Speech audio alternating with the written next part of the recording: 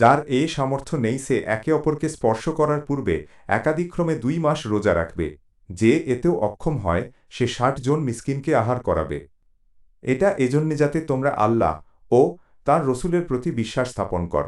এগুলো আল্লাহর নির্ধারিত শাস্তি। আর কাফেরদের জন্য রয়েছে যন্ত্রণাদায়ক আযাব। সূরা আল মুজাদিলা আয়াত 4। বিসমিল্লাহির রহমানির রহিম। আমাদের আজকের আলোচনা দানশীলতা নিয়ে। এটি শুধু টাকা দেওয়া নয়, এটি আমাদের হৃদয়ের পরিচয়। যে আয়াতটি আমরা শুনেছি সেখানে আল্লাহ বলছেন যে যার সামর্থ্য আছে সে দান করবে, আর যার নেই তার জন্য রোজা এবং মিসকিনদের খাওয়ানোর বিধান রয়েছে। এটি দেখায় যে প্রতিটি মানুষের নিজস্ব ক্ষমতা অনুযায়ী দায়িত্ব আছে। হজরত উমর রাদিয়াল্লাহু আনহু খাইবারে একটি সুন্দর জমি পেয়েছিলেন। তিনি নবী করিম সাল্লাল্লাহু আলাইহি ওয়াসাল্লামের কাছে গেলেন। নবী তাকে বলেছিলেন, এই জমিটি ওয়াকফ করে দাও। তার ফসল গরিব মানুষদের দাওয়াত্মীয়দের দাওদাসমুক্তিতে খরচ করো, আল্লাহর পথে ব্যয় করো। এটি শেখায় যে দান শুধু একবারের কাজ নয়, এটি দীর্ঘমেয়াদী সেবা। আমরা যা দিই তা অনেক মানুষের জীবন বদলে দেয়।